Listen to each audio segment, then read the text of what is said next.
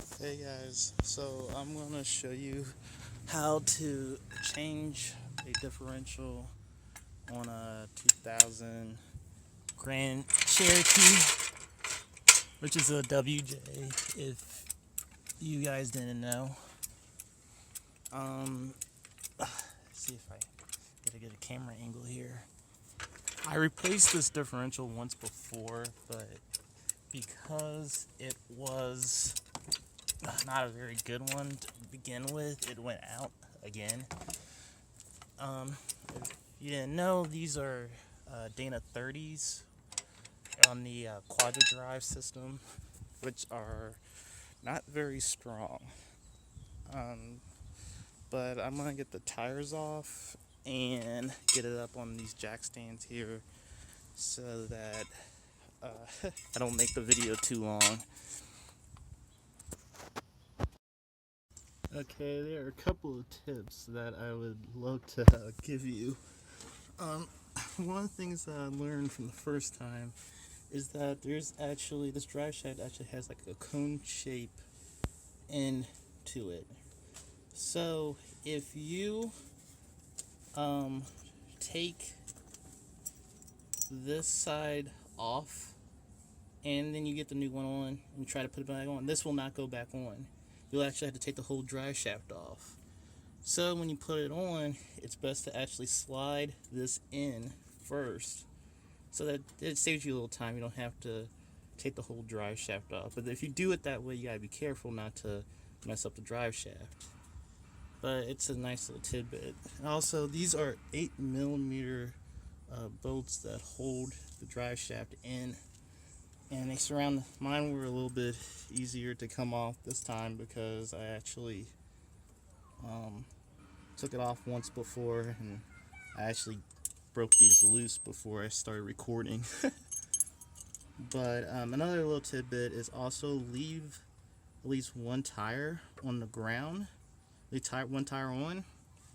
Otherwise, when you try to turn the bolts on the drive shaft, it will actually rotate this whole thing, and your drive shaft will be moving around as you're trying to break the bolts loose. So it's another little thing to remember. I know there are a lot of people that already probably know that, but for those people that are just now, starting to work on cars or whatever, don't know if they're gonna do that, it's a nice little tidbit of information to know. So I'm gonna get the rest of this drive shaft off, and then I'm going to start working on taking the brakes apart and other suspension pieces, and I'll start recording then. Alright, once you get the tires off, it's time to start removing the brakes, and like I said, the suspension pieces and everything. Before I did that, I wanted to show you why I'm replacing this whole differential rather than just replacing all the bearings and stuff in it. And as you can see inside there, see this boot is torn. Basically, this differential is so beat up, it's best to just replace the whole thing. The bearings are messed up in it. Both boots are messed up. The wheel hubs are shot in it. It doesn't even, the one with the slip doesn't even work right. So instead of breaking all this apart, or actually paying somebody to break all this apart, it's cheaper and better for me to just replace this whole thing. Okay, as you can see, I have the whole braking system off now. I already took the bolt off for the tie rod. If I can find my hammer.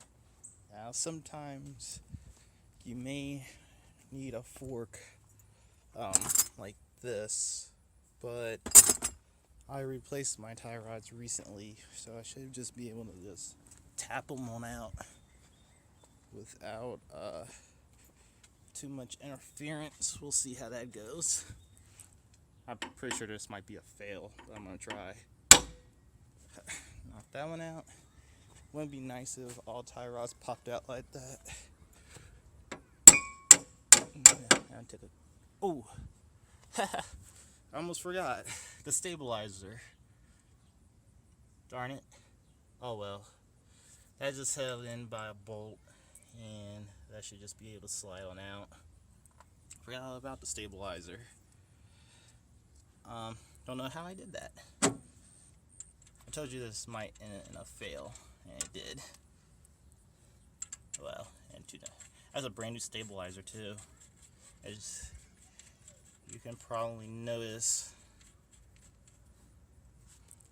Let me get the stabilizer off, and we'll take the tie rod, the whole tie rod off, and drag link and all that good stuff. So let me get this thing off. Okay, once you're done embarrassing yourself with the attached stabilizer, you can now take off the tie rod.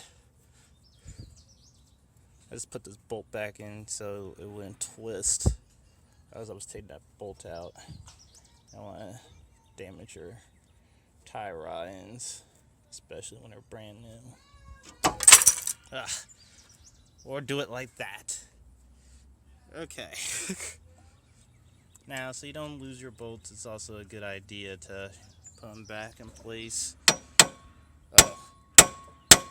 Okay, yeah, that one's gonna be more difficult. A nice little tidbit is this is actually at an angle. So what a good thing to do is actually lift this up with a jack to make this nice and level. That way this won't be cocked over like this and make it really difficult for that to come out. So what I'm gonna do is put a jack up on this side, lift it up a bit, make that nice and even, and make this come out just a tiny bit so that this can just slide on out without the threads rubbing up against the edge. So let me get into doing that. Okay, and I have the jack supporting the axle or the differential just enough to make this angle over, and also not to put so much weight on this to make it really hard and difficult to get off.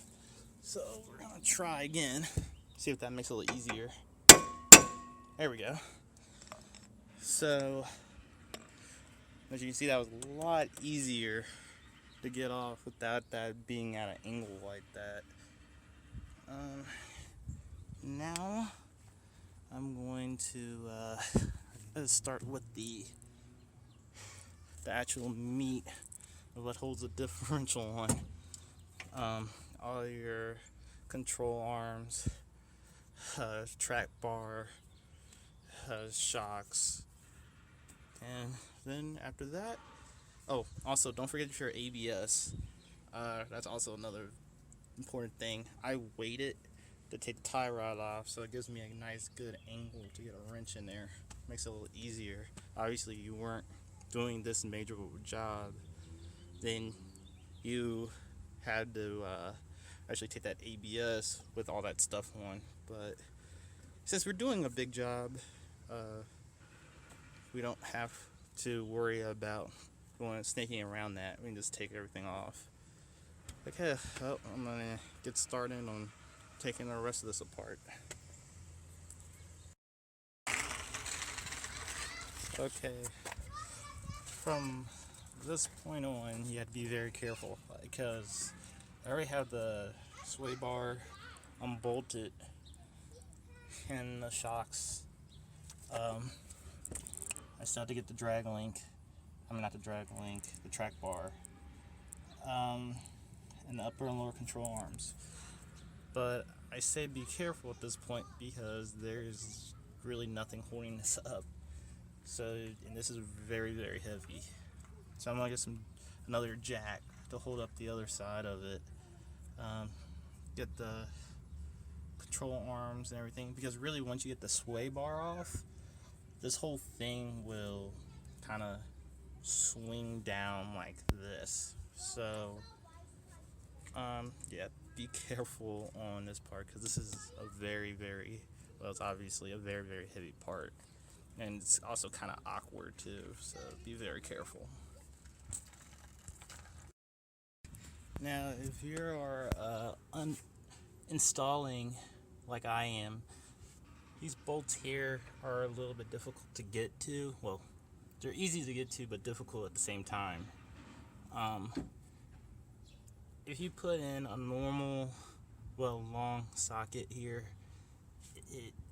you're gonna have a difficult time because the torque wrench or breaker bar will bump into the ground if you're working on the side of the street like I am. So, and you're using just jack stands and not an actual lift to actually get in there and get in there really well and be able to get a really good torque on it. A trick is to actually put a vice grip on the other side here, and this will actually rotate and hit the axle. That way you could concentrate on just putting an extension here and just use the extension and the torque wrench, just work it out. I'll show you what I mean. One sec. Okay, this is my vice grip. It's on the other bolt. I don't know if you can see it. So a bolt on that side, and I'm gonna use my extension here on my torque wrench for the bar, and you will see this actually rotate. Well, there's no way I can hold the camera so you can see it, but see, I'll do my best here.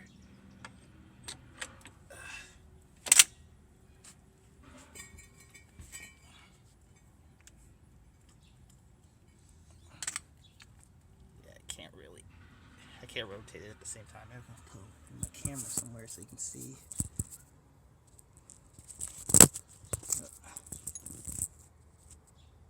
There you go. Sec. Now, the vice grip will rotate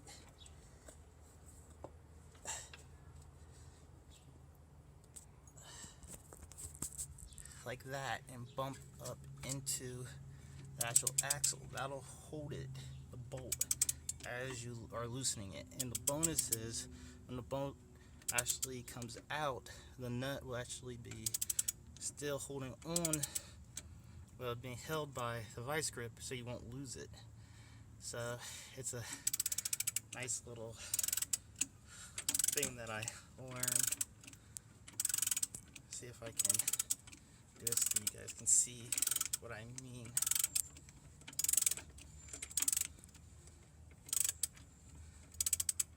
That was a long bolt.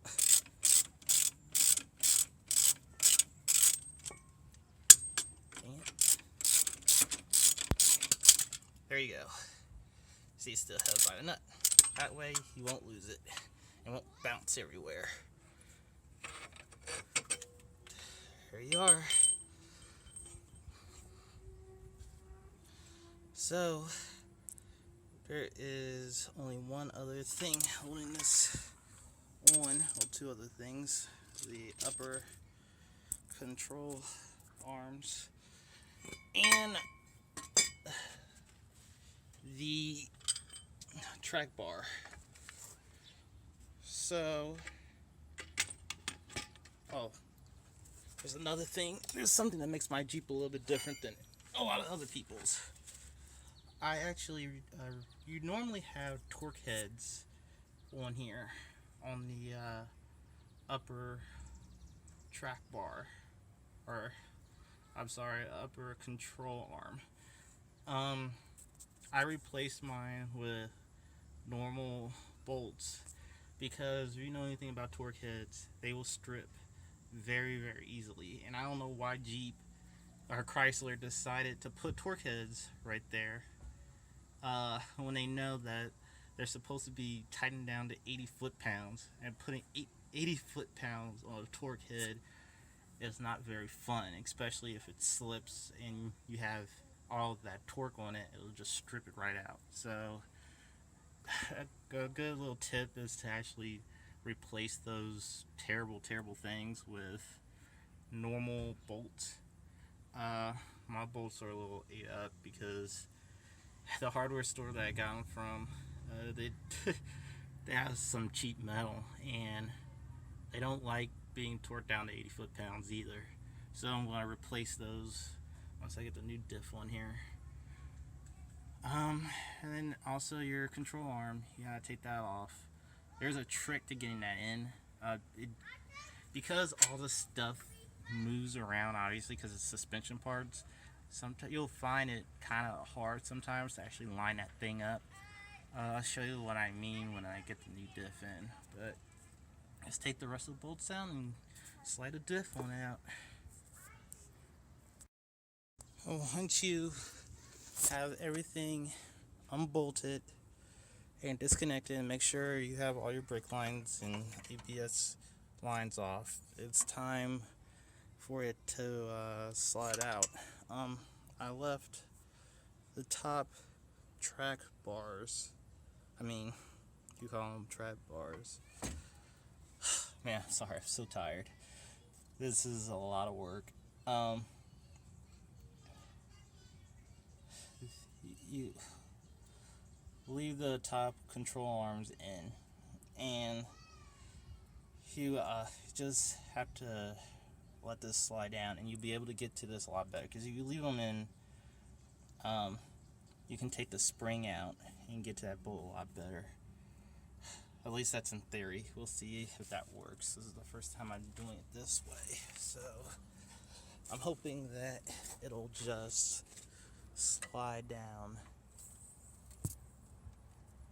Oh yeah, you gotta be careful with that spring. Ease it out. Okay. Spring should. It's about to come out. Okay.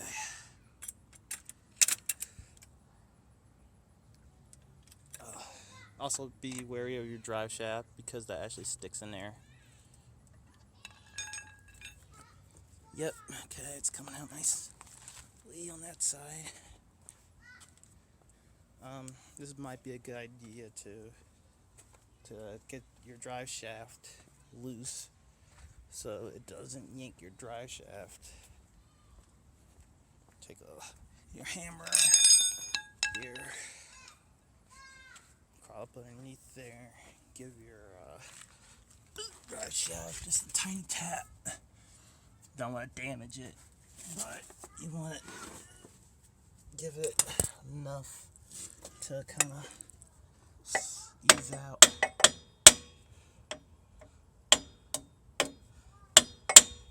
A little persuasion. She should just. Here we go. Okay, see how it's loose there? Now, when you slide this out, it won't drag the drive shaft out with it. Oh, okay. This is my cheap jack. I got on the other side. Of course, I have it closer to the pinion, which is not a good idea. But kind of ease it on down. Oop.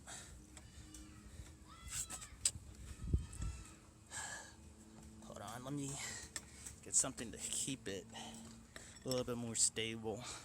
1 sec. Okay, down to the last bolt. Just have to get this spring out, which is just a little bit of elbow grease. Get that out. A little gravity, a little elbow grease, that should slide out. Well, oh. Here we go. You see, this is a little wore out. The shot for the spring here, because there's normally a seat that this little rubber bushing sits in. That's all rusted and gone.